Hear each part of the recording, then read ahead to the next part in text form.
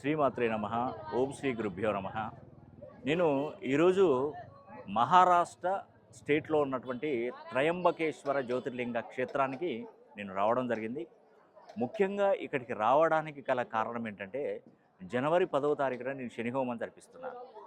ఆ శని హోమం అనేది కూడా మీరు తప్పకుండా జరిపించుకోండి. ఎందుకంటే నేను పదే పదే ప్రతి ఒక్కరికి నేను తెలియజేస్తున్నటువంటి విషయం ఏంటంటే, ఈ శని హోమం అనేది కూడా చాలా అత్యద్భుతమైనటువంటి శని హోమం అండి. ఈ సంవత్సరంలో ఈ డిసెంబరు దాటింది కాబట్టి జనవరి 10వ తారీఖున తప్పితే మళ్ళీ 30 సంవత్సరాల దాకా మీకు ఆ భగవంతుడు అనుగ్రహం కనిపించాడు. కాబట్టి మీరు జనవరి 10వ తారీఖున తప్పకుండా శని హోమం జరిపించుకోండి. నేను ఇక్కడికి రావడానికి గల కారణం ఏంటంటే, నేను ఇక్కడ ఈ పవిత్ర పుణ్యక్షేత్రం నుండి నేను శని హోమానికి సమిధలు అనేది కూడా నేను తీసుకురావడం జరుగుతుంది. ఈ ఈ తీసుకొచ్చినటువంటి సమిధలతోనే శని హోమం అనేది కూడా జరిపించడం జరుగుతుంది. కాబట్టి మీరు ప్రతి ఒక్కరూ ఈ అవకాశాన్ని వినియోగించుకోండి. 12 రాసులలో జన్మించినటువంటి వారు మరి ఈ శని హోమం జరిపించుకోవడం ద్వారా చాలా చాలా మేలు జరుగుతుందండి. సర్వే జన సుఖినో భవంతు.